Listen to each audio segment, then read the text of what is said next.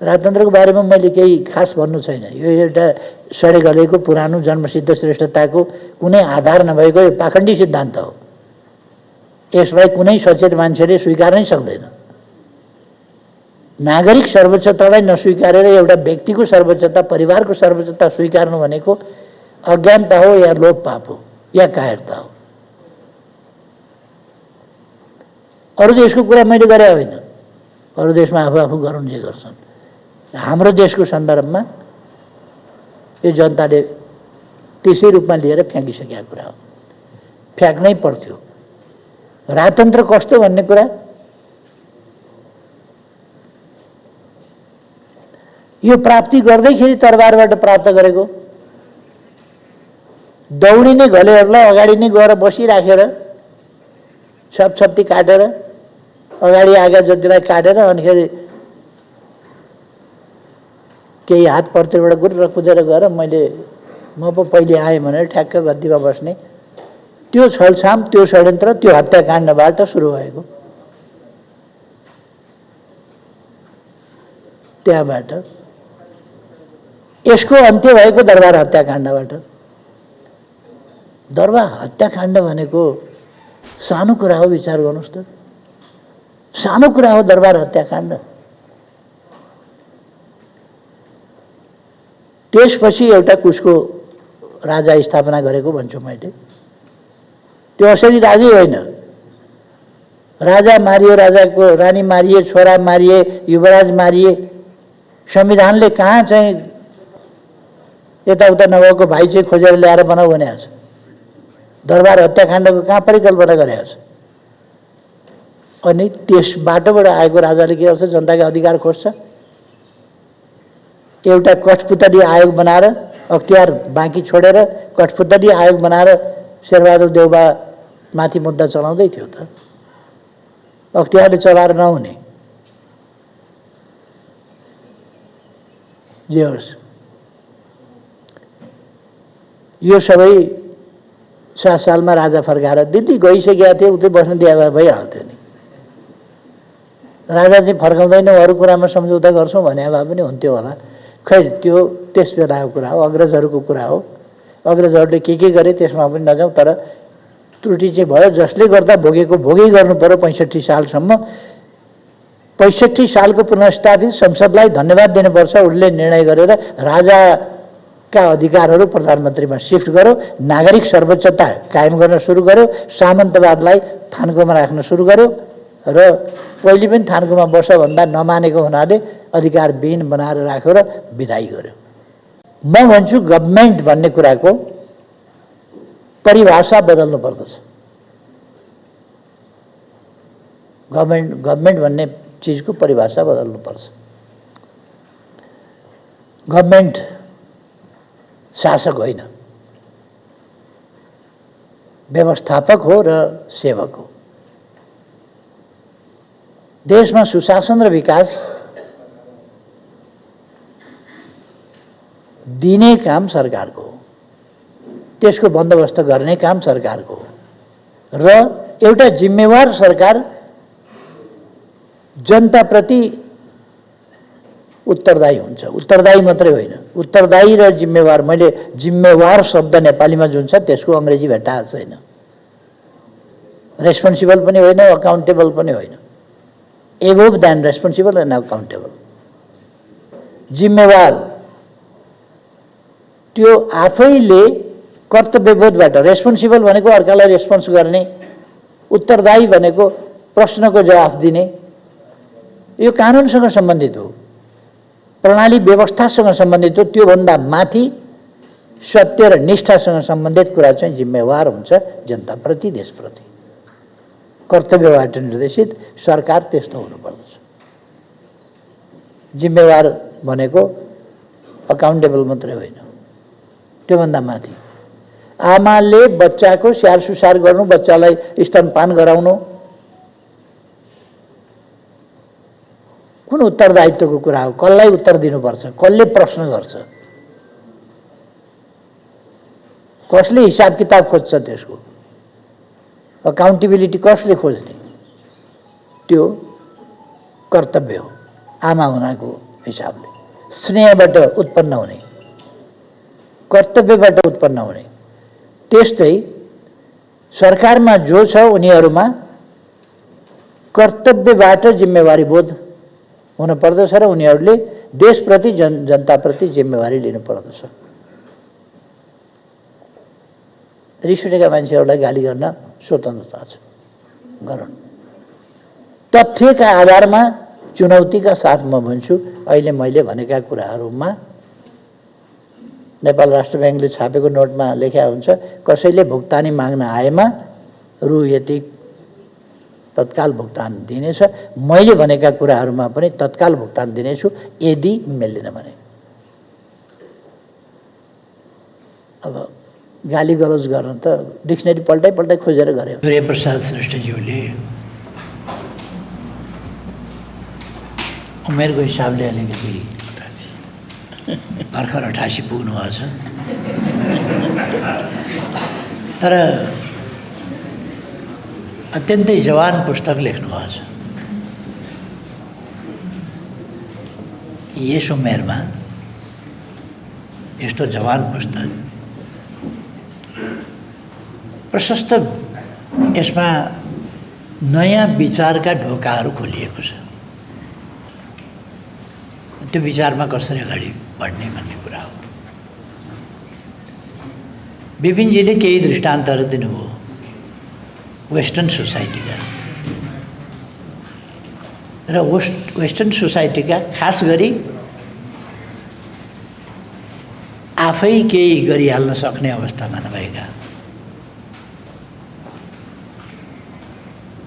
राम्रो हुनुपर्छ भन्ने सोच्ने, राम्रो गर्न नसक्ने, राम्रो नभइरहेको देखेर दिक्क भएका फ्रस्ट्रेटेड बुद्धिजीवीहरूका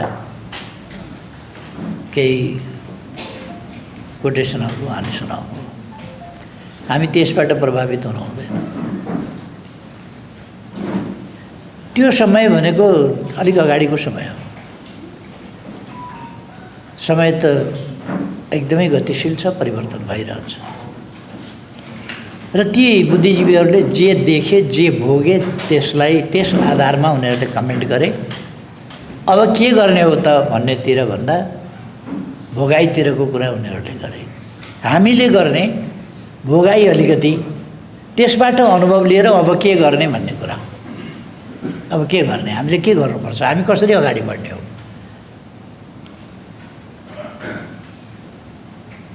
अरूले त फलानाले यसो गरेन, फलानाले यसो गरेन भन्न मिल्ला, मैले त मिलेन। मैले कसैलाई भन्न मिलेन कि यो भएन त्यो भएन भन्न मिलेन।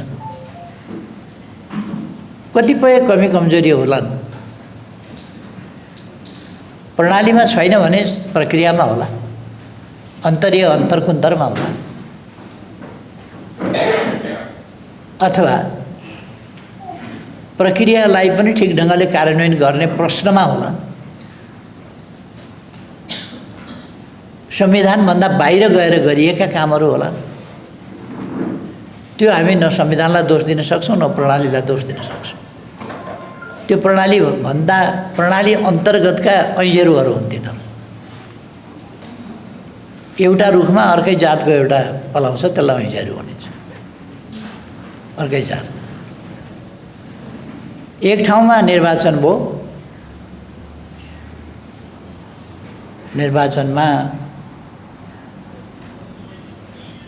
निर्वाचन अधिकृतले बुथ कब्जा भएको, जनताले भोट हाल्न नपाएको देखेनन्, आफ्नै अगाडि भएको कुरालाई केही पनि भएको छैन भनेर सिफारिस गरे।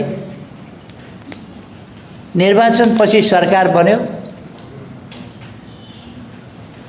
निर्वाचित मान्छेले निर्वाचित गराउने, धाँधली भएको नदेख्ने, आफूले धाँधली गर्ने, धाँधली भएको नदेख्ने मान्छेलाई न्यायाधीश नियुक्त गरे।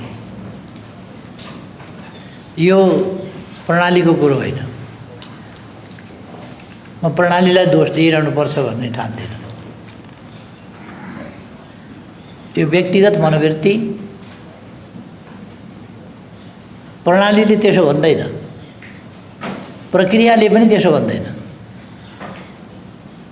तर प्रणाली र प्रक्रिया प्रणाली कार्यान्वयन गर्ने प्रक्रिया अवलम्बन गरिरहँदा त्यसलाई पालना नगरेर उल्टो बाटो हिँडेको कुरा हो यो। त्यसलाई अस्वीकार गरेको कुरा हो यो। लोकतन्त्रलाई अस्वीकार गरेको कुरा हो यो।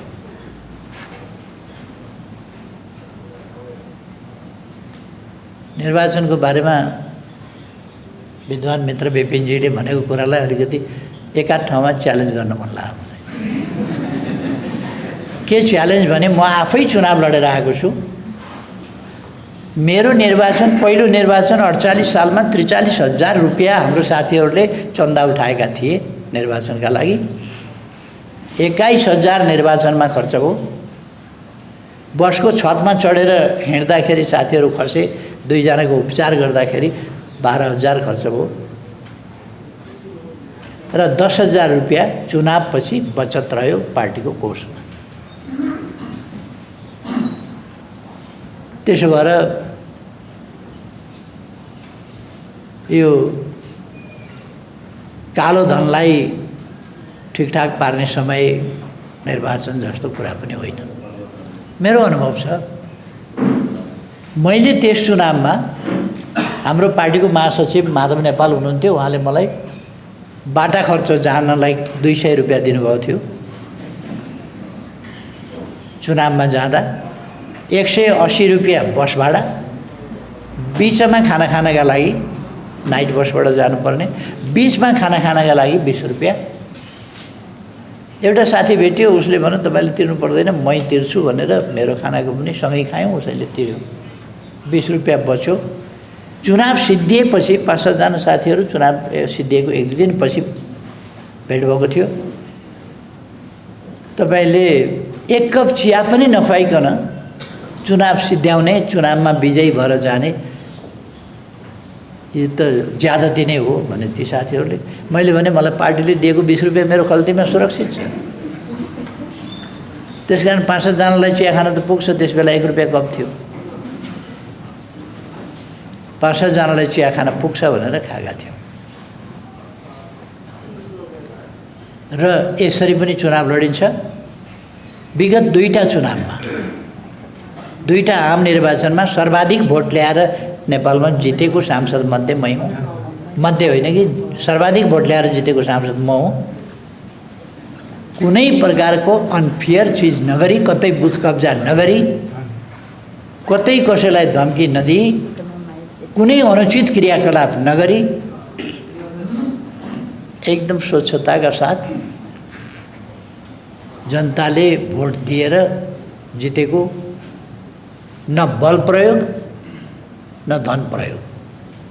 धन र बलको प्रयोग बिना लाइभ गइरहेछ, सञ्चार माध्यमहरूमा लाइभ गइरहेको छ। म भनिरहेको छु, कसैले असत्य प्रमाणित गर्न सक्छ भने अहिलेसम्मका कुनै निर्वाचनमा मैले कुनै बुथ कब्जा गरेँ भने, कतै नियम उल्लङ्घन गरेर कुनै काम गरेँ भने कसैले पनि मलाई औलो ठड्याउन सक्छ। हेरेर अब रिस उठेर गाली गलौज गर्नु 2 बेग्लै कुरा हो त्यो। त्यसकारण प्रश्न के हो भने हामी के गर्न चाहन्छौँ, कहाँ पुग्न चाहन्छौँ र त्यसका निम्ति हाम्रो कमिटमेन्ट हो कि होइन। जस्तो म एउटा सभ्य, सुसंस्कृत, विकसित, आधुनिक, सम्भ्रान्त समाजमा पुग्न चाहन्छु। त्यसका लागि के गर्नुपर्छ, त्यो पहिले मैले गर्नुपर्छ। त्यसकारण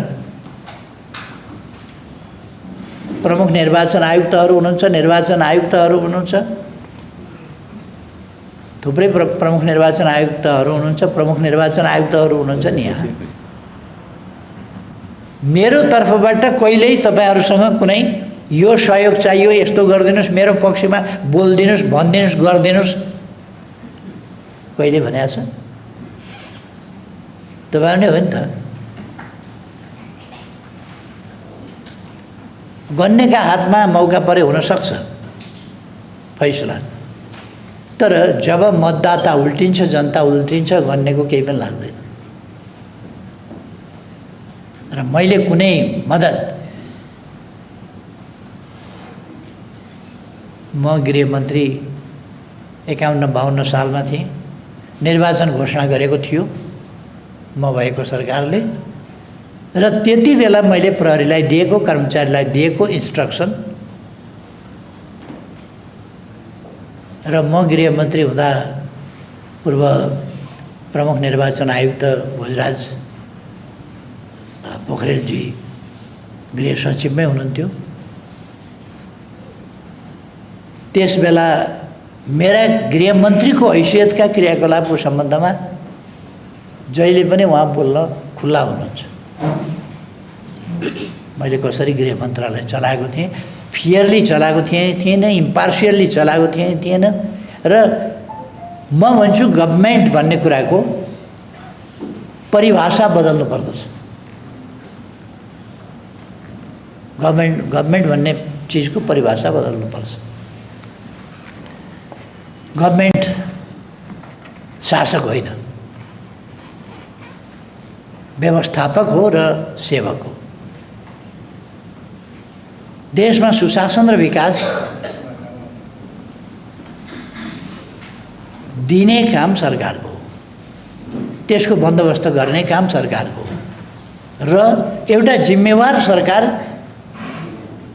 जनताप्रति उत्तरदायी हुन्छ। उत्तरदायी मात्रै होइन, उत्तरदायी र जिम्मेवार, मैले जिम्मेवार शब्द नेपालीमा जुन छ त्यसको अङ्ग्रेजी भेट्टाएको छैन। रेस्पोन्सिबल पनि होइन, अकाउन्टेबल पनि होइन। Above than responsible and accountable. जिम्मेवार त्यो आफैले कर्तव्यबोधबाट, रेस्पोन्सिबल भनेको अर्कालाई रेस्पोन्स गर्ने, उत्तरदायी भनेको प्रश्नको जवाफ दिने, यो कानुनसँग सम्बन्धित हो, प्रणाली व्यवस्थासँग सम्बन्धित हो। त्योभन्दा माथि सत्य र निष्ठासँग सम्बन्धित कुरा चाहिँ जिम्मेवार हुन्छ जनताप्रति, देशप्रति। कर्तव्यबाट निर्देशित सरकार त्यस्तो हुनुपर्दछ। जिम्मेवार भनेको अकाउन्टेबल मात्रै होइन, त्योभन्दा माथि आमाले बच्चाको स्याहार सुसार गर्नु, बच्चालाई स्तनपान गराउनु कुन उत्तरदायित्वको कुरा हो? कसलाई उत्तर दिनुपर्छ? कसले प्रश्न गर्छ? कसले हिसाब किताब खोज्छ? त्यसको अकाउन्टेबिलिटी कसले खोज्ने? त्यो कर्तव्य हो आमा हुनाको हिसाबले। स्नेहबाट उत्पन्न हुने, कर्तव्यबाट उत्पन्न हुने। त्यस्तै सरकारमा जो छ उनीहरूमा कर्तव्यबाट जिम्मेवारी बोध हुन पर्दछ र उनीहरूले देशप्रति जनताप्रति जिम्मेवारी लिनु पर्दछ। रिस उठेका मान्छेहरूलाई गाली गर्न स्वतन्त्रता छ, गरौँ। तथ्यका आधारमा चुनौतीका साथ म भन्छु, अहिले मैले भनेका कुराहरूमा नेपाल राष्ट्र ब्याङ्कले छापेको नोटमा लेखा हुन्छ, कसैले भुक्तानी माग्न आएमा रु यति तत्काल भुक्तान दिनेछ। मैले भनेका कुराहरूमा पनि तत्काल भुक्तान दिनेछु यदि मिल्दैन भने। अब गाली गलौज गर्न त डिक्सनरी पल्टाइ खोजेर गरे हुन्छ, केही फरक पर्दैन।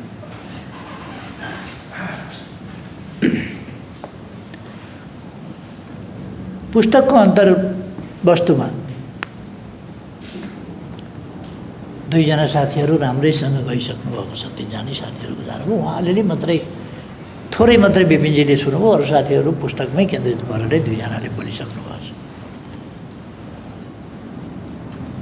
त्यसो भएर म अलिकति थोरै फरक ढङ्गले, यो पुस्तकसँगै सम्बन्धित कुरा हो, के अरे यो निर्वाचनसँग सम्बन्धित कुरा हो, यो व्यवस्थासँग प्रणालीसँग सम्बन्धित कुरा हो, निर्वाचन संविधानसँग, निर्वाचन व्यवस्थासँग, निर्वाचनले त लोकतन्त्रलाई परिभाषित गर्ने र आकार दिने काम गर्छ नि। त्यसकारण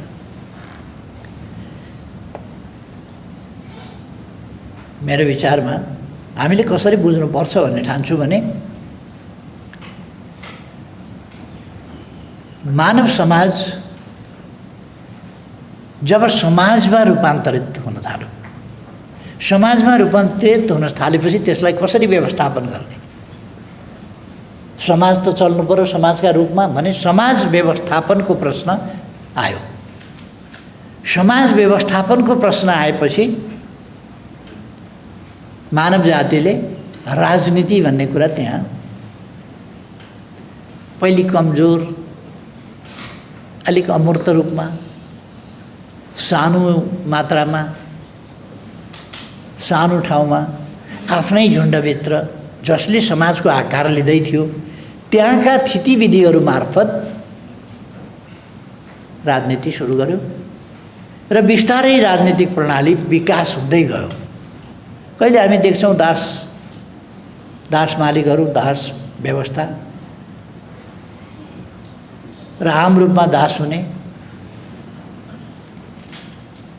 र त्यसबाट त्यो किन गर्नु पर्यो भन्दाखेरि समाजलाई व्यवस्थित गर्न, त्यो जनसङ्ख्यालाई व्यवस्थित गर्ने उपयुक्त क्षमतामूलक लोकतान्त्रिक विधि विकसित भइसकेको थिएन। विधि विकसित गर्दा कसरी गर्ने भन्ने कुरामा त्यो प्रणाली आयो। त्यसपछि सामन्ती प्रणाली, जमिनदार हुने, जमिनदारी प्रथा, कतैको भाषामा त्यसलाई जागिर भन्थे, जागिर बापत जमिन दिने चलन थियो। राणा शासनसम्म पनि जागिरमा प्रसन्नताका साथ प्रसन्न हुने गरी काम गर्यो भनेदेखि बिर्ता दिने, के दिने, बक्सिस दिने, जमिन दिने, पैसाभन्दा जमिन दिने, उसको स्यालेरी बाहेक अरू चिजमा प्रसन्न हुँदाखेरि ल यो गरी खा भनेर जिम्मेदारी दिने चलन थियो।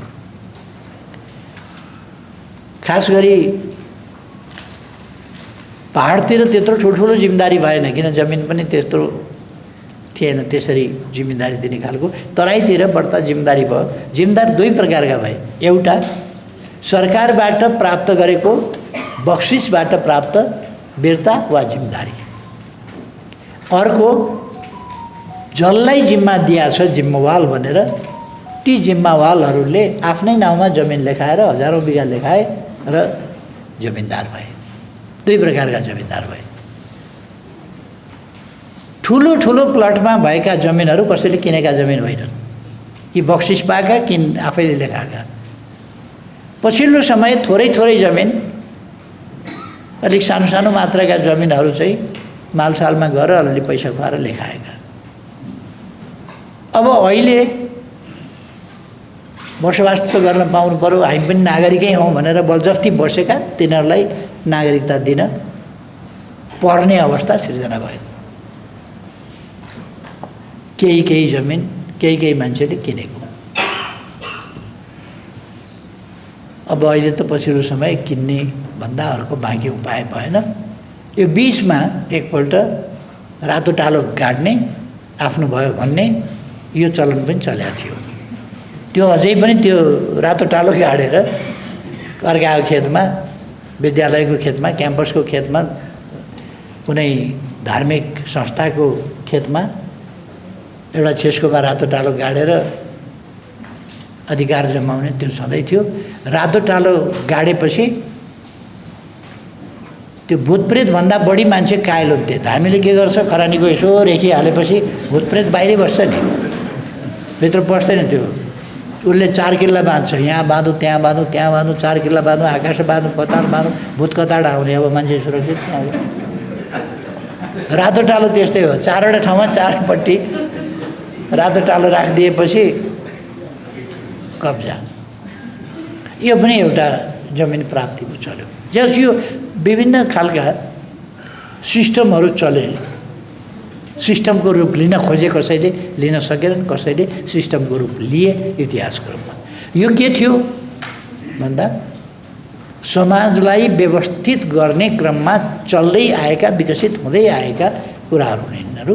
यसको सार तत्त्व भनेको पोलिटिक्स, जसभित्र केन्द्रमा राज्य उत्पन्न भयो। राज्य, पोलिटिक्सले राज्य, जसले सक्छ त्यसले राज्य चलाउने कुरा भयो। इन्टरनेसनल्ली पनि सेकेन्ड वर्ल्ड वार भन्दा अगाडि अथवा लिग अफ नेसन्स र संयुक्त राष्ट्रसङ्घ बन्नभन्दा अगाडि त जसको लाठी त्यसको भैँसी दुनियाँमा पनि चलेकै हो नि, चलेकै हो। अहिले फेरि त्यही युग फर्किन खोजिएको छ। दोस्रो विश्वयुद्धभन्दा अगाडिको इन्टरनेसनल अर्डर, ग्लोबल अर्डर भन्ने कुराहरू केही नहुने, त्यो देश मलाई चाहियो, त्यहाँका मान्छे वहाँ लगेर सिफ्ट गरिदिन्छु, त्यो ठाउँ खाली गरिदिनु, फलानु देश खाली गरिदिनु। अब यो खालको एउटा चाहिँ नि फेरि फर्किन खोजिएको छ। सेकेन्ड वर्ल्ड वारभन्दा अगाडिको अर्डर भनेको डिसअर्डर, अर्डरहीनता। विश्व युद्धको समाप्तिपछि त्यस प्रसङ्गमा चाहिँ लिग अफ नेसन्स जन्मियो र संयुक्त राष्ट्रसङ्घ जन्मियो। संयुक्त राष्ट्रसङ्घको बडापत्रले एउटा मुख्य रूपमा भन्ने हो भने विश्व कानुन बनायो। त्यसभन्दा अगाडि विभिन्न देशका कानुनहरू थिए, अनेक कुराहरू थिए, तर बलियाले कानुन सानुन संविधान सिमाना केही पनि राख्दैन थियो, कचाखुचुक पार्थ्यो जसले सक्यो त्यसले। पोलिटिक्स मानव जातिले विकास गर्दै ल्याएका महत्त्वपूर्ण चिजहरूमा समाज व्यवस्थापनका लागि पोलिटिक्स एउटा धेरै महत्त्वपूर्ण कुरा विकास गरे हो, मान्छेले आविष्कार गरे हो। कतिपयले पोलिटिक्सलाई नबुझेर हेला गर्छन्। पोलिटिक्समा केही नमिलेको भए मिलाउनुपर्छ, तर पोलिटिक्स अनिवार्य छ समाजको व्यवस्थापनका लागि। समाजको व्यवस्थापनमा पोलिटिक्स पुरानो ढाँचाको पोलिटिक्सले भएन। अब नयाँ ढाँचाको व्यवस्थापनमा जानुपर्छ भनेपछि के को आधारमा भन्दा कुल घरानाका आधारमा होइन, शक्तिको आधारमा होइन, लोकप्रियताको आधारमा, गर्न सक्ने क्षमताको आधारमा, जनताको विश्वासका आधारमा आवधिक हिसाबले निर्वाचन गरेर त्यसबाट आउने खालको परिपाटी स्थापना गर्नुपर्छ। र यसका लागि यसको सुरुवात करिब मेघना घाटतिरबाट भयो, 1215 गतिबाट भयो मेघना घाटबाट यसको सुरुवात। र यो परिमार्जित हुँदै हुँदै आएको छ र असन्तुष्टि हामीसँग छन् थुप्रै कुराहरू। केही पनि नभएका ठाउँबाट हामी यहाँ एउटा सामन्ती राज्यबाट यहाँ आएका छौँ। राणा शासन अस्तिसम्म थियो, मैले देख्न पाइनँ। म राणा शासन सिद्धिएको अर्को साल जन्मिया, दाइहरूले त त्यसैमा छ अलि केही पनि नभएको अवस्था थियो नि त राणा शासन। कसैले श्रीमती कुट्दैछ भने श्रीमतीले राणाकी दुहाई श्रीतिनकी दुहाई भनेपछि कुट्न ठ्याक्कै रोक्नु पर्थ्यो। यदि श्रीतिनको दुहाई भनिसकेपछि पनि कुट्यो भने श्रीमती कुटेको कुनै ठुलो कुरा होइन, कुट्न पाइन्छ। तर राणा श्रीतिनकी दुहाई भनिसकेपछि पनि कुट्यो किन? श्रीतिनको दुहाई भनेपछि कुट्ने आँट आयो कसरी? सजाय हुन्थ्यो त्यस कुरामा। श्रीमती कुटेका सजाय हुँदैन थियो। श्रीमतीले आत्तिएर मर्ने आँटेपछि अब के गर्ने भन्दाखेरि श्रीतिनकी दुहाई भनेपछि श्रीतिन सम्झिएर बचाऊ भनेर मलाई श्रीतिन बचाऊ भनिसकेपछि फेरि कुट्ने को? त्यो थियो नि त। अथवा दुहाईले चलेको। श्रीतिन कहाँ छ? दुहाईले त्यहाँ शासन गर्थ्यो। संविधान कानुन थिएन, त्यो त 4 सालबाट नेपालमा संविधानको सुरुवात भयो, त्यसभन्दा अगाडि थिएन। र नेपालमा पोलिटिकल पार्टीहरू सुरुवात भए र सामाजिक व्यवस्थापनको सन्दर्भमा पोलिटिक्स र पोलिटिकल पार्टी मानव जातिले आविष्कार गरेको, व्यवस्थापन गर्न खोजेको, त्यसलाई प्रयोग गर्न खोजेको र प्रयोग गर्दै अगाडि आएको विभिन्न प्रकारका कमी कमजोरीहरूका साथ पनि यसका कमी कमजोरीको काफी, डेमोक्रेसीका विकनेसको काफी पञ्चायत कालमा मात्रै होइन, अघि पछि पनि चर्चा हुन्छ। पञ्चायत कालमा त डेमोक्रेसीका विकनेसै विकनेस हामीले पढ्नु पर्थ्यो। हामीलाई पढाउँदाखेरि विकनेस मात्रै पढाइन्थ्यो। पञ्चायतका राम्रा पक्ष, निर्दलीयताको के छ आदि इत्यादि भन्ने कुरा पढाइन्थ्यो र डेमोक्रेसीका के खराबी छन् भनेर पढाइन्थ्यो। जनमत सङ्ग्रह गराउँदाखेरि पनि राजा वीरेन्द्रको घोषणामा सुधारिएको पञ्चायतकी बहुदलीय व्यवस्था, बहुदलीय प्रजातन्त्र होइन, सुधारिएको पञ्चायतकी बहुदलीय व्यवस्था, त्यसमा जनमतसंग्रह भएको थियो, घोषणा त्यसरी भएको थियो। त्यो कालखण्डबाट हामी आयौँ र 48 सालपछि 46 सालको आन्दोलनले एउटा खास परिवर्तन ल्यायो। नेपालमा हामीले के गल्ती गर्यौँ भने दिल्ली सम्झौताको सबभन्दा ठुलो गल्ती अरू जेसुकै होस्, फेरि राजा चाहिँ थोत्रे ढोकामा बोकेर ल्याएर फेरि थपना गर्नु, त्यसै कारण 17 साल आयो। त्यसै कारण 15 सालको संविधान धारा 55 धारा 56 सहितको संविधान आयो। 55-56 भनेको संविधानको काल पनि त्यही थियो, त्यो नाभिमै थियो काल, संविधानमै थियो व्यवस्थाको काल। र राजा निरङ्कुश हुने बाटो धारा 55 थियो। त्यो धारा चाहिँ धारा 56ले के लेख्छ भन्दाखेरि जुन यस संविधानको जुनसुकै धारामा अन्यत्र जेसुकै कुरा लेखिएको भए तापनि श्री 5 महाराजबाट संविधानको धारा 55 संशोधन प्रति सम्हरण अथवा खारिज गर्न सकिबक्छ नै छैन। कस्तो बाध्य छ राजालाई, हेर्नुहोस् त। 55मा के छ जसलाई राजाले पनि खारिज गर्न सक्दैन, श्री 5ले मनपरी गर्न पाउनुहुन्छ, जे मन लाग्यो त्यही गर्न पाउनुहुन्छ। संविधान खारिज गर्न पाउनुहुन्छ, सम्हरण प्रति सम्हरण, अपहरण, हत्या, संविधानको घाँटी रेड्छ कि च्याएर मार्छ कि राजा खुसी, प्रणाली खाइदिन्छ कि संसद खाइदिन्छ कि मन्त्री परिषद खाइदिन्छ कि प्रधानमन्त्रीलाई लगेर कोच्छ कि जेलमा, निर्वाचित प्रधानमन्त्रीलाई 2/3 ल्याउने प्रधानमन्त्रीलाई कोच्छ कि, मनपरी गर्न पाउने 55 धारामा लेखेको छ। 56ले भन्छ यस संविधानको जुनसुकै धारामा अन्यत्र जेसुकै लेखिएको भए तापनि धारा 55 चाहिँ श्री 5 महाराजबाट पनि चलाउन सकिबक्छ। त्यो चाहिँ के पनि गर्न सकिबक्छ। हेर्नुहोस् त, श्री 5लाई बाँधेको कसरी बाँधेको छ। त्यस्तो संविधान, त्यस्तोमा कम्प्रोमाइज गर्नुपर्ने स्थिति, त्यसमा भएको कम्प्रोमाइज 17 साल हो त्यसको प्रकटीकरण। त्यही कुरा सम्झिएर 46 सालपछि राजतन्त्रको बारेमा मैले केही खास भन्नु छैन। यो एउटा सडे गलेको पुरानो जन्मसिद्ध श्रेष्ठताको कुनै आधार नभएको यो पाखण्डी सिद्धान्त हो। यसलाई कुनै सचेत मान्छेले स्वीकार नै सक्दैन। नागरिक सर्वोच्चतालाई नस्वीकारेर एउटा व्यक्तिको सर्वोच्चता, परिवारको सर्वोच्चता स्वीकार्नु भनेको अज्ञानता हो या लोभ पाप हो या कायरता हो। अरू देशको कुरा मैले गरे होइन, अरू देशमा आफू गरून् जे गर्छन्। हाम्रो देशको सन्दर्भमा यो जनताले त्यसै रूपमा लिएर फ्याँकिसकेका कुरा हो, फ्याँक्नै पर्थ्यो। राजतन्त्र कस्तो भन्ने कुरा यो प्राप्ति गर्दैखेरि तरबारबाट प्राप्त गरेको, दौडिने घलेहरूलाई अगाडि नै गएर बसिराखेर छपछप्ती काटेर अगाडि आगा जतिलाई काटेर अनिखेरि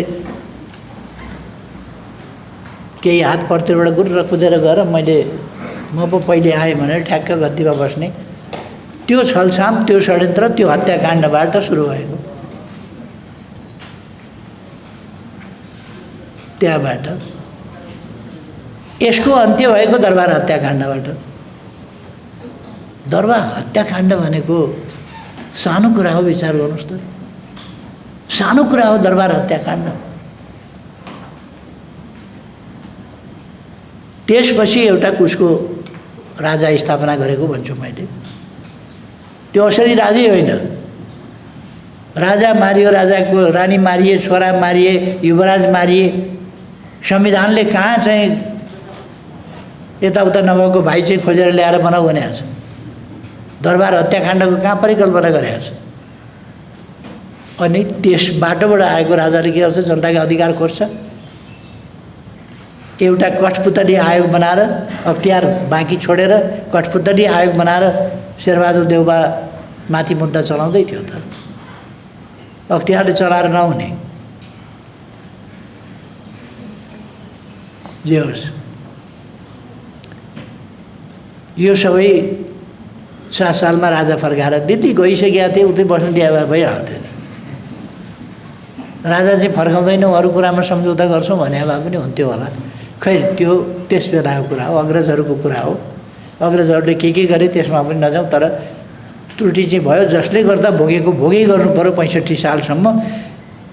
65 सालको पुनर्स्थापित संसदलाई धन्यवाद दिनुपर्छ। उसले निर्णय गरेर राजाका अधिकारहरू प्रधानमन्त्रीमा सिफ्ट गर्यो, नागरिक सर्वोच्चता कायम गर्न सुरु गर्यो, सामन्तवादलाई थान्कोमा राख्न सुरु गर्यो र पहिले पनि थान्कोमा बस भन्दा नमानेको हुनाले अधिकारविहीन बनाएर राख्यो र विदाई गर्यो। संविधान सभाले विदाई गर्यो। संविधान सभालाई धन्यवाद।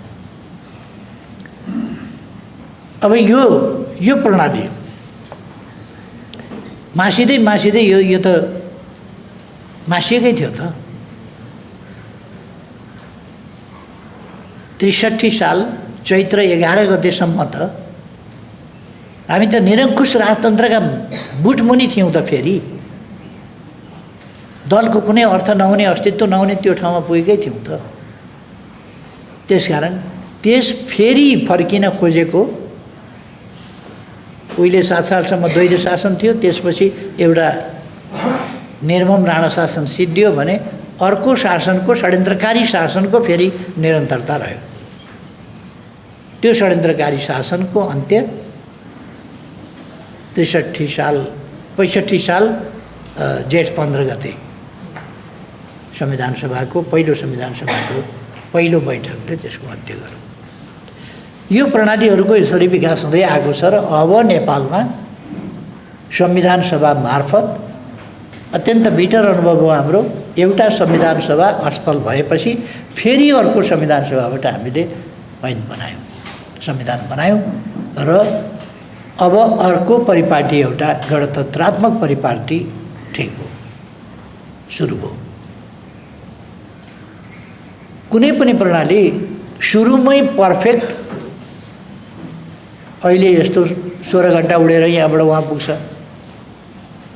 ब्याङ्ककबाट वहाँ पुग्छ, सियोलबाट वहाँ पुग्छ, अमेरिकाको न्युयोर्क, वासिङटन पुग्छ। 15-16 घन्टा उड्छन् प्लेनहरू आरामसँग, 300-400 मान्छे बोकेर, तिनका लगेज ब्यागेज सब बोकेर ढुक्कसँगले आकाशमा। मान्छे यति विश्वास गर्छन् कि मस्त निदाइरहेको हुन्छ, गुरु निदाएको हुन्छ आकाशमा। 16 घन्टा उड्दाखेरि निदाइरहेका हुन्छ। त्यति ढुक्कको यात्रा छ। अनि 1903 मा प्लेन बनाउन सुरु गर्दाखेरि त्यस्तै ढुक्कको यात्रा, त्यस्तै परिपक्व प्लेन थिएर सुरुमा। पहिलो विश्वयुद्धमा त प्लेनको त साह्रै अभाव थियो। दोस्रो विश्वमा आइपुग्दा अलिक B-52 जस्ता बने, कमसेकम जापान लगेर बम खसाउन सक्नेसम्म भए। अब अहिले आइपुग्दाखेरि त कहाँ हामी अर्बिटभरि, पृथ्वीको वरिपरि सेटेलाइटले अब त तराईतिरका सघन बजारहरू हुन्छ नि, त्यहाँ मान्छे ठोकिए जस्तै सेटेलाइट ठोकिएलान् भनेर त्यस्तो स्थिति भइसक्यो। सेटेलाइट त्यो जमानामा हामी छौँ। त्यसकारण कुनै पनि चिज सुरु हुँदाखेरि, गणतन्त्रात्मक प्रणाली सुरु हुँदाखेरि अहिले केही विकृतिहरू फेरि पनि कायम छन्, तर यिनलाई हटाउनुपर्छ र राम्रो परिपाटी ल्याउनुपर्छ। यस पुस्तकले राम्रो परिपाटीतर्फका हाम्रो यात्रा र प्रयासहरूलाई बल दिनका लागि कुन समयमा कस्तो थियो, कहिले निर्वाचन भए, कसरी निर्वाचन भए, कस्ता निर्वाचन भए आदि कुराहरूको नालीबेली, त्यसले जनअभिमत कस्तो ल्याए भन्ने कुरा। र निसन्देह मानव जातिले समाज व्यवस्थापनको सन्दर्भमा अनुसन्धान गरेका, खोज गरेका सबभन्दा महत्त्वपूर्ण दुईटा कुरा, एउटा पोलिटिक्स, अर्को पोलिटिकल पार्टिज। मतभेदलाई हामीले अनौठो मान्नै हुन्न। मतभेद सामान्य कुरा हो। मतभेद कसरी प्रकट हुन्छ, कुन सीमामा प्रकट हुन्छ, कुन विधिबाट प्रकट हुन्छ, कुन हदसम्म प्रकट हुन्छ, मुख्य कुरा त्यो हो। डेमोक्रेसीले आफ्ना मतभेद प्रकट गर्ने सीमाहरू, मतभेद खेल्ने सीमाहरू तोकेका छ। मतभेद स्वीकार्ने र मतभेद प्रकट हुन दिने र ती खेल्न दिने सीमाहरू तोकेको व्यवस्था डेमोक्रेसी हो। त्यसलाई नमान्ने एनार्किजम, त्यसबाट पछाडि फर्किन खोज्ने त्यो पश्चगामी प्रतिगामी उल्टो बाटो हिँड्न खोज्नेहरू भयो। अहिले पनि नेपालमा पश्चगामी तत्त्वहरू, उल्टो बाटो हिँड्न खोज्नेहरू, इतिहासको पाङ्ग्रा फेरि पछाडि फर्काउन खोज्नेहरू र डेमोक्रेसीभित्रका अथवा मतभेद नसहने या मतभेद सहने नाउँमा फेरि मतभेदका नाउँमा सामाजिक स्थिति, मूल्य, मान्यता, मर्यादा ती केही मान्न नपर्ने एउटा झुट बेइमानीको प्रचार गर्नुपर्ने यस्ता कुराहरू चाहिँ नै फैलिएका छन्। त्यसकारण यी कुराहरूलाई हामीले पहिलो कुरा जनचेतना मार्फत यस्ता कुराहरूलाई चाहिँ संयम पार्नुपर्दछ। जनचेतना मार्फत रिप्लेस गर्नुपर्छ, विस्थापित गर्नुपर्छ यस्ता कुराहरूलाई। र जबसम्म संविधान र कानुनको दायरामा बस्छ त्यसप्रति पूर्ण रूपमा सहिष्णु हुनुपर्दछ। सरकार शासक होइन भन्ने कुरा बुझ्नुपर्दछ। तर सरकार भनेको संविधान कार्यान्वयन र प्रणालीको रक्षा गर्ने, संविधानले भनेको प्रणालीको रक्षा गर्ने संयन्त्र पनि हो। सुशासनको, शान्ति सुव्यवस्थाको र त्यसको प्रत्याभूति गर्ने, त्यसको ग्यारेन्टी त सरकारले गर्नुपर्छ। त्यसको प्रत्याभूतिकर्ता पनि हो सरकार। त्यसकारण सरकारको नियन्त्रणकारी प्रवृत्ति हुँदैन भनेपछि त एनार्किजम त मजाले मौलाउने हो। कोही पनि एनार्किस्ट भएन भने सरकारले कसैमाथि किन कानुनको कुरा गर्छ र? कसैलाई त कानुनको कुरा गर्नु परेको छैन। अब कोही एनार्किस्ट भयो भने जहाँ पनि त रुल हुन्छ नि त, स्थिति हुन्छ नि त। हामी यहाँ बसेका छौँ, कुरा गरेका छौँ, यहाँ पनि स्थिति छ, रुल छ। त्यसबाट कोही एकदम एनार्किस्ट भएर यहाँ निस्क्यो भने त बाहिर निकाल्नुपर्ने खण्ड पर्छ। सभा सञ्चालन गर्ने दायित्व हुन्छ। त्यस अन्तर्गत एनार्किस्ट तरिकाले चल्नेलाई त फेरि सभा बाहिर जानुहोस् तपाईँ प्लिज भन्नु पऱ्यो। होइन यहीँ मडारिन थाल्यो, अब त्यो भक्कुको रागो जस्तो मडारिएर चाहिँ उत्पाद गर्न थाल्यो भने त डोरीले बाँधेर निकाल्नुपर्ने, डोरीले नबाँधौँला हात मात्र निकाल्नुपर्ने त हुन्छ, तानेर निकाल्नुपर्ने हुन्छ। खण्ड त्यस्तो त पर्छ। त्यसकारण यो प्रकृति नै सबै लयमा चल्या छ। अहिलेको चिन्ता के छ भने, प्रकृतिमाथिको अहिलेको चिन्ता के छ भने, सूर्यको परिक्रमा गर्दा पृथ्वीले जुन अक्षमा घुम्थ्यो त्यो लामो बाटो छोडेर अलिक सर्टकट हिँड्न खोज्यो भन्ने छ। त्यसो भयो भने वर्ष छोटा हुने खतरा हुन्छ, घडीले काम नगर्ने खतरा हुन्छ, थुप्रै असरहरू पैदा हुन सक्छ। साइन्टिस्टहरू अहिले त्यस चिन्तामा छन् र त्यसले टेम्परेचर बढाइदिने अनेक कुराहरू, दुर्घटनाहरू आउँछन् पृथ्वीमा भन्ने यो आशंका साइन्टिस्टहरू गरिराखेका छन्। यो प्राकृतिक हिसाबले जलवायुमा जुन परिवर्तन या ग्लोबल वार्मिङको कुरो छ, यो मानव निर्मित वा मानवको असावधानीलाई वा मानवको लालचले मात्रै, अर्थात् पृथ्वीले वहन गर्न सक्ने भन्दा बढी क्षमता उसबाट हामीले दोहन गऱ्यौँ कि भन्ने कुराले मात्रै होइन कि भन्ने कुरा पनि साइन्टिस्टहरूको छ। मैले यो के भन्न खोजेको भने, यो सबै कुरा ब्रह्माण्डदेखि सबै कुरा लयमा चल्या छ। ग्यालेक्सीहरू लयमा चल्या छन्। ग्यालेक्सीभित्रका नक्षत्रहरू तिनीहरू पनि लयमा चल्या छन्। लय बिग्रियो भने प्रलय हुन्छ। त्यसकारण समाजमा प्रलय किन हुन्छ भन्दाखेरि सामाजिक प्रलय, लय बिग्रियो, सामाजिक लय बिग्रियो भने कतिपयले यहाँ श्रीलङ्काको कुरा गर्छन्, बङ्गलादेश बनाइदिन्छु भनेर। बनाइदिएर हुने हो, बाङ्लादेश कसैले बनाउँदा हुन्छ होला, तर त्यसका निम्ति आधार तयार हुनुपर्छ। हामी यो सिस्टम ल्याउने, यो संविधान ल्याउने, यो डेमोक्रेसी ल्याउने, त्यसका लागि सेक्रिफाइस गर्ने मान्छेहरू अहिले छँदैछौँ। हामी त्यस्तो हुन दिँदैनौँ। त्यसकारण अहिले कुनै सम्भावना श्रीलङ्का, बाङ्लादेश आदिको छैन। हामी नरममा अत्यन्त नरम र डेमोक्रेसीका लागि त हामीले फेरि टफ पनि हुनुपर्छ।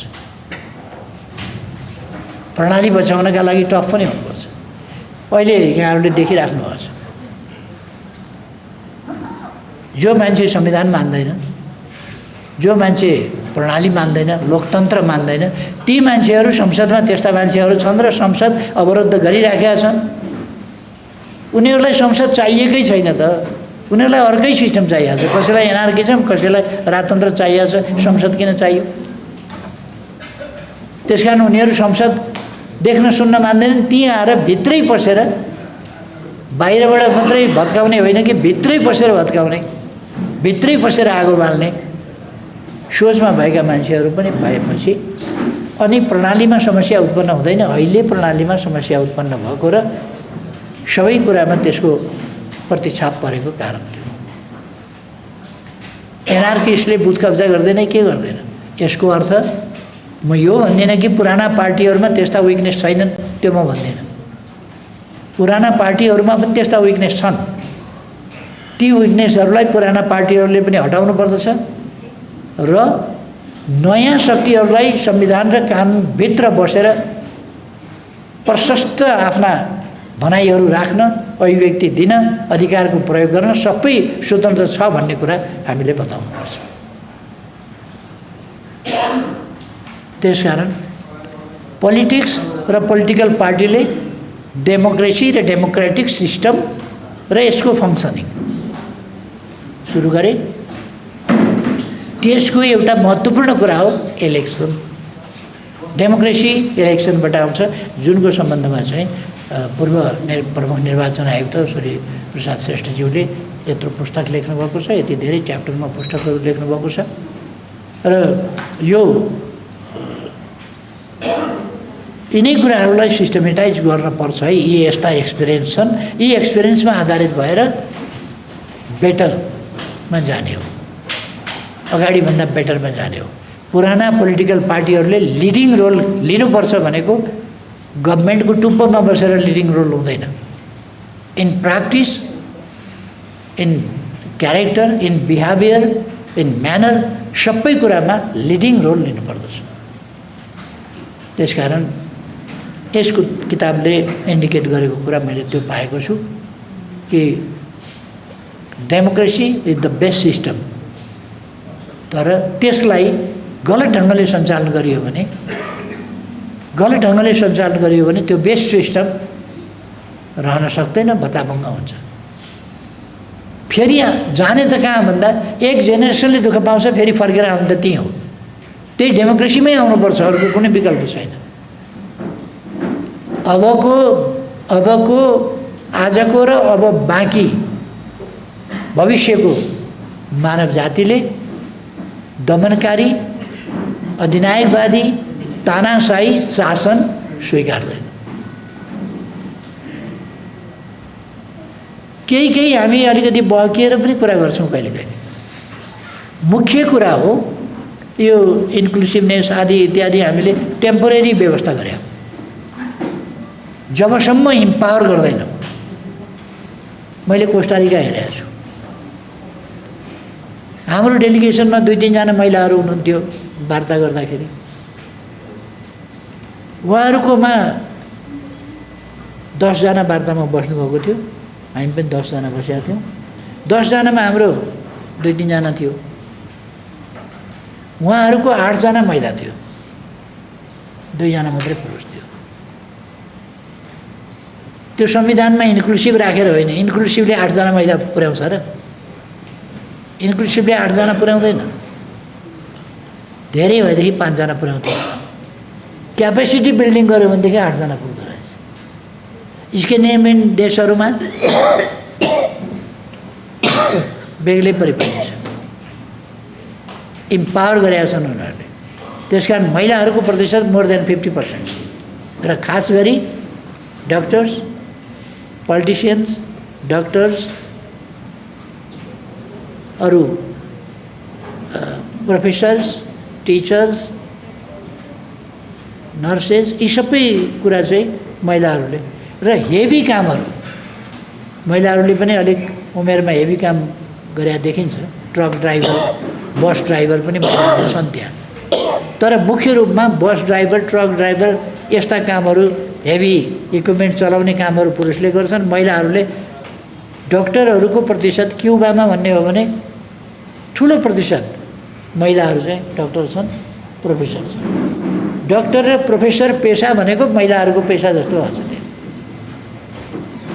त्यो कुनै इन्क्लुसिभ गरेर त डाक्टर हुँदैन। इन्क्लुसिभबाट डाक्टर हुन्छ र, समावेशिताबाट डाक्टर हुन्छ र, इन्जिनियर हुन्छ समावेशिताबाट। त्यसकारण यो समावेशिता भनेको पोलिटिकल पदमा पुग्नका लागि मात्रै हो, कुनै कामको कुरा होइन यो। डाक्टर इन्जिनियर भए, पढे, म्यानेजमेन्ट पढे, राम्रोसँग सोसल म्यानेजमेन्ट कसरी, डेभलपमेन्ट कसरी आदि कुराहरू पढे भने, राम्ररी एक्सपिरियन्स गरे भने महिलाहरू आफै अगाडि सरिहाल्छन्, आफै त्यहाँ पुगिहाल्छन्। त्यसकारण एजुकेसन, स्किल र क्यापेसिटी बिल्डिङ, सोसलाइजेसन मुख्य कुरा, दिगो कुरा भनेको त्यो हो। मानव जातिमा there should not be any type of discrimination. त्यसै कारण हामीले समृद्ध नेपाल, सुखी नेपाली भनेर 15औं पञ्चवर्षीय योजनामा राख्यौँ गन्तव्यमा, 16औं पञ्चवर्षीय योजनामा राख्यौँ गन्तव्यमा, र अहिले पनि त्यस बाटोमा गइरहेका छौँ। कमसेकम मैले भन्ने गरेको छु, पर क्यापिटा इन्कम र प्रति व्यक्ति आयको सरदरमा जोडेर गरिबलाई नकली ढङ्गले धनी बनाइदिने काम गरेर केही फाइदा छैन, उसको चुलोमा आगो बल्दैन। त्यसकारण कोही पनि पछाडि छोडिनु हुँदैन भन्ने संयुक्त राष्ट्रसङ्घको भनाइ। अर्थात् खाने, लाउने, बस्ने, शिक्षा प्राप्त गर्ने र स्वास्थ्य सुविधा प्राप्त गर्ने यी आधारभूत अधिकारहरू हरेक व्यक्तिले प्राप्त गर्नुपर्छ। मैले भन्ने गरेको छु, जैविक र मानवीय न्यायोचित आवश्यकताहरूको सहज परिपूर्ति हुनुपर्छ। कमसेकम गरिबी निवारण भनेको त्यो हो। हरेक व्यक्तिको या पर क्यापिटा इन्कमको सरदर, अनि यसले हुँदैन। त्यो धनी मान्छेले, अरबपतिले त कति गरिबलाई चाहिँ दामासाहीमा धन बाँड्दाखेरि पैसा बाँड्नु परेन, हिसाब बाँड्दाखेरि चाहिँ धेरै मान्छेको जीवनस्तर माथि उठ्या देखिन्छ नकली कुरा।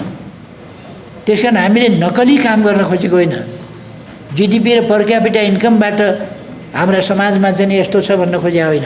हाम्रो समाजको हरेक मान्छे सुविधा प्राप्त गरोस्, यी 5 आधारभूत आवश्यकताको पहिली परिपूर्ति गर्न। अरू पक्षहरू, अब सुखका पक्षहरू, सुखी नेपाली भनेका छौँ हामीले। त्यसमा जैविक प्रवृत्तिको पहिलो कुरा, मान्छे सुरक्षित हुन खोज्छ। सुरक्षित भइसकेपछि अरू विभिन्न प्रकारका सुरक्षाका, अधिकारको सुरक्षा, अवसरको सुरक्षा, समानताको सुरक्षा, सामाजिक न्याय र समानताका सुरक्षा, अथवा सम्मानित जीवन बाँच्न पाउने अधिकारको सुरक्षा, यी कुराहरू खोज्छ।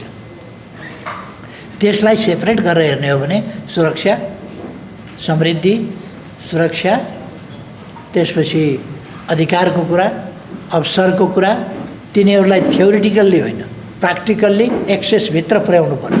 हरेक नागरिकको, हरेक व्यक्तिको त्यहाँ पुर्याउनु पर्यो। र यी सबै काम र डिसेन्ट, उसको लागि सम्मानित जीवन बाँच्न पाउनु पर्यो। यो कुरा डेमोक्रेसीले दिने हो। त्यही कम्प्रेहेन्सिभ डेमोक्रेसी, परिपूर्ण डेमोक्रेसी। हामीलाई खालि पार्टी खोल्न, चुनाव लड्न, भोट हाल्न र बोल्न भए पुग्यो होइन। अनि विभिन्न ढङ्गले टन्न खायो अनि चाहिने नचाहिने बोल्यो मात्रै होइन। समाजको उत्थान हाम्रो उद्देश्य हो। समुत्थान हुनु पर्यो समाजको, त्यो हाम्रो उद्देश्य हो। त्यसलाई स्वच्छ निर्वाचनबाट स्वच्छ सरकार बनाउने काम गर्नुपर्छ। र यो निर्वाचनको सन्दर्भमा केही यो नो भोट नहाले भइगयो नि नो भोट, यसै भएन। नो भोट भन्न निर्वाचनको बुथमा जानुपर्छ, नो भोट भन्न घरै बसेर नो भोट भइगयो नि। अनि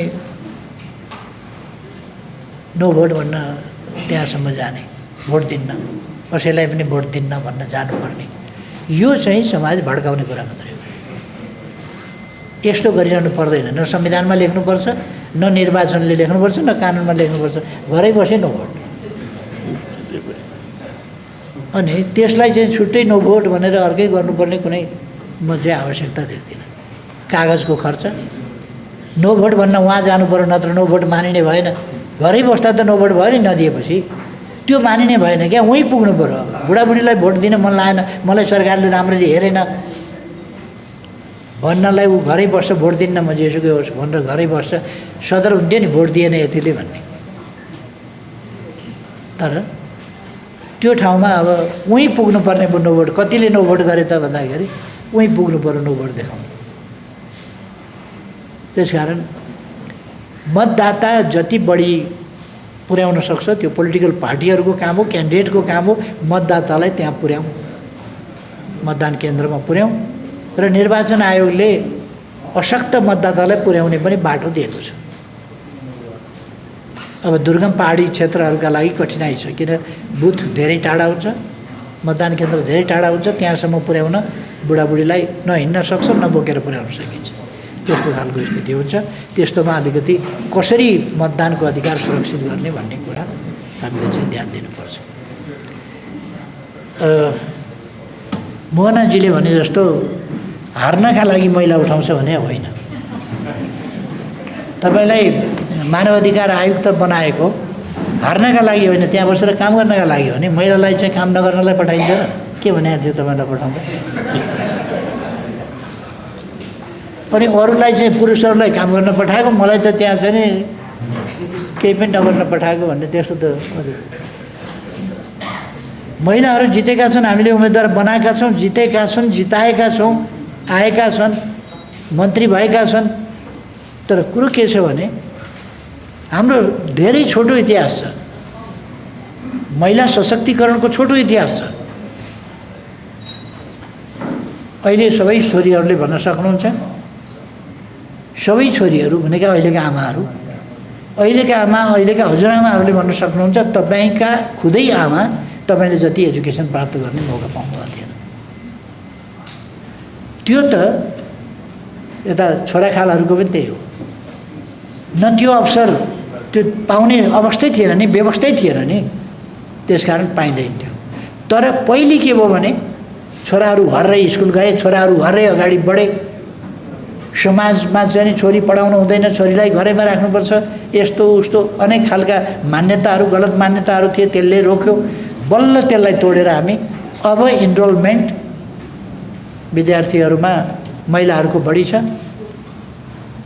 म अस्ति जनकपुर राजर्षि विश्वविद्यालयमा गएँ, 10 जनाले अवार्ड पाए। 10 जनाले अवार्ड पाउँदा 8 जना महिलाले पाए, 2 जना पुरुषले पाए। 4 पल्टसम्म घुमाई एउटै महिलाले पायो, 3 पल्टसम्म एउटै महिलाले पायो। पुरुषहरू हेरे छात्रहरू हेरे छात्राहरूले 4वटा लकेट झुन्याएको छ। अनि मैले भने दुवै हातले आफै सोर्ने लकेट जति तिमीहरू भने, पहिले अरूले सोरे, अब हाम्रो पालो ढुक्कले। र हामी मेहनत गरेर पढेर अरूभन्दा अलिकति राम्रो नतिजा ल्याएर पुरस्कृत भएका छौँ। त्यसकारण अब पुरानो समयको गीत मात्रै होइन, हामीले अहिलेको यथार्थ र भविष्यतर्फ उन्मुख भएर हेर्न सिक्नुपर्दछ, उन्मुख भएर पढ्न सक्नुपर्दछ। हिजो त थियो नि त, छुवाछुत जस्तो प्रथा थियो हामी कहाँ। 15% मान्छे त पढ्न पाउँदैन थियो नि त। मनुस्मृतिका नाममा विदेशीहरूले मनुस्मृतिमा 400 श्लोक घटाइदिएर अछुत भनेकोले वेद सुन्यो भने त्यसको कानमा जेठ तताएर रोपिदिनु भन्ने सम्मका कुरा मनुस्मृतिका नाममा हालिदिएका थिए। मनुले लेखेको होइन, त्यो पश्चिमाहरूले लेखेको। त्यसका अहिले प्रमाणहरू प्राप्त भइसके। त्यसकारण हाम्रो संस्कृतिलाई विकृत देखाउन, हाम्रा संस्कारहरूलाई विकृत देखाउनका लागि र विकृति फैलाउनका लागि त्यस्तो भएको थियो।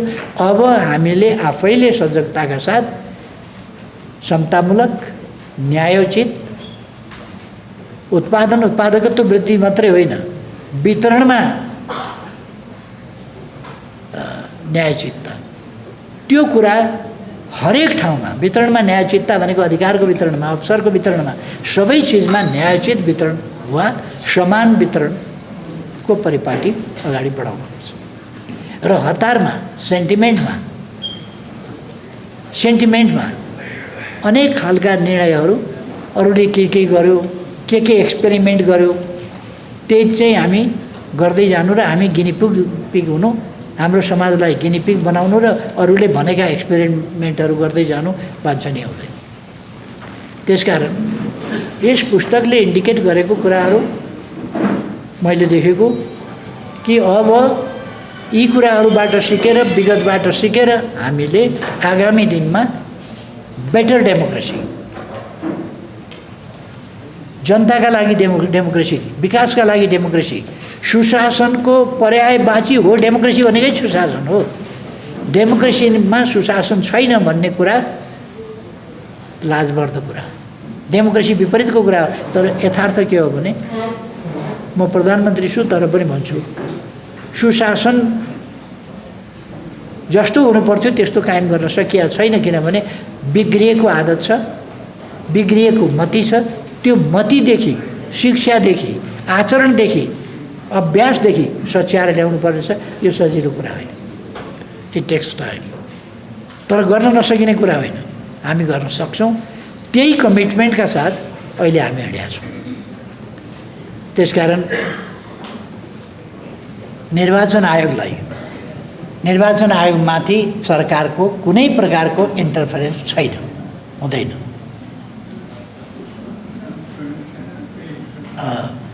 अरू कुनै पनि संस्थालाई आफ्नो दायरामा, आफ्नो ठाउँमा रहेर जिम्मेवारीका साथ काम गर्ने कुरामा कहीँ कतै केही हस्तक्षेप हुँदैन।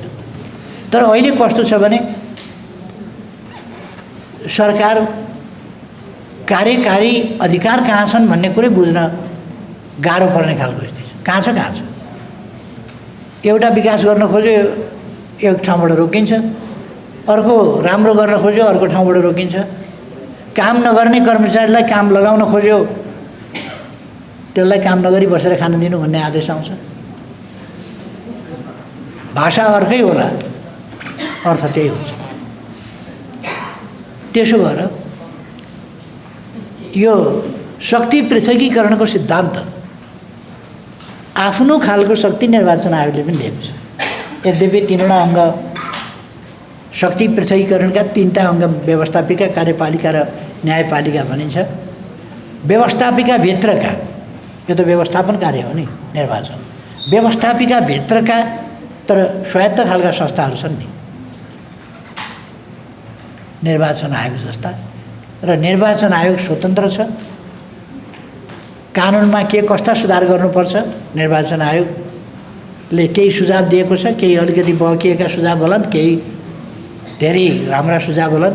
ती सबैलाई चाहिँ नि यथोचित बनाउनुपर्छ र अगाडि बढाउनुपर्छ। हाम्रो उद्देश्य यहाँ इगोको प्रश्न छैन, इगोको कुरा हुँदैन, देशको कुरा हुन्छ। कसैको इगो होइन, देशको जित्नु इगोले होइन देशले पर्छ, जित्नु कसैको अहमले होइन देशले पर्छ, जनताले पर्छ, डेमोक्रेसीले पर्छ। डेमोक्रेसीले जित्नका लागि हाम्रा यस्ता कुराहरूलाई चाहिँ हामीले बढी सशक्त बनाएर लिएर जानुपर्छ। यति कुरा भनेर फेरि अन्त्यमा म यस्तो गहन पुस्तक, यति लामो हिस्ट्री ल्याएर हाम्रो अगाडि राखिदिनु भएको छ। खोज्न कहाँ जानु पर्थ्यो, कताको गुगल खोज्ने, कताको विकिपिडिया खोज्ने, कताको चाहिँ युट्युबबाट खोज्ने, के कहाँबाट खोज्ने, अनेक समस्या हुन्थ्यो। लाइब्रेरी धाउनु पर्थ्यो। पुस्तकको रूपमा ठ्याक्क यसरी यति छोटोमा हेर्नुहोस् त, यहीँ बसिकन सर पाउने। अगाडि कहाँबाट खोज्ने भन्ने पनि राखिदिनु भएको छ। यसरी सजिलो बनाइदिनु भएको छ। म धेरै धेरै आभार व्यक्त गर्न चाहन्छु हामी सबैको तर्फबाट। नेपाली समाजलाई ऋण लगाउनु भएको छ, त्यसकारण ऋणी भएको मैले महसुस गरेको छु र म त्यसै गरी अहिले सूर्यप्रसाद श्रेष्ठ पा भइसक्नु भएको छैन, दाई हुनुहुन्छ। सूर्यप्रसाद श्रेष्ठ दाई स्वास्थ्य राम्रो रहोस्, यस्ता धेरैवटा पुस्तक लेख्दै जान सक्नुहोस्, नेपाली समाजलाई हामीलाई गुण लाउँदै जान सक्नुहोस्। हामी गुण तिर्न सकौँला नसकौँला तपाईँले तिर भनेको पनि छैन, तिर्न सकौँला नसकौँला प्रयास गर्नेछौँ। गुण तिर्ने भनेको सिस्टमलाई राम्रो बनाउने प्रयास मार्फत हामी तपाईँलाई गुण तिर्नेछौँ, यति चाहिँ म जोड दिन चाहन्छु र सबै साथीहरूलाई धेरै धेरै धन्यवाद दिन चाहन्छु। र अहिले आफ्नो भनाइ यति नै र सबै वक्ताज्यूहरूलाई धेरै धेरै धन्यवाद छ। सबै साथीहरू यसरी जम्मा हुनुभयो, सहभागी हुनुभयो संवादमा, यसका लागि पनि धेरै धेरै धन्यवाद। यस कार्यक्रमको आयोजनाका लागि आयोजकलाई धेरै धेरै धन्यवाद। उद्घोषक महोदय एमसीले मार्भलस एमसीसिप गर्नुभएको छ, धेरै धेरै धन्यवाद छ। र अब सबैमा सुस्वास्थ्य, सुख समृद्धि र सफलताको कामना गर्दै आफ्नो भनाइ यही अन्त्य गर्छु। धन्यवाद।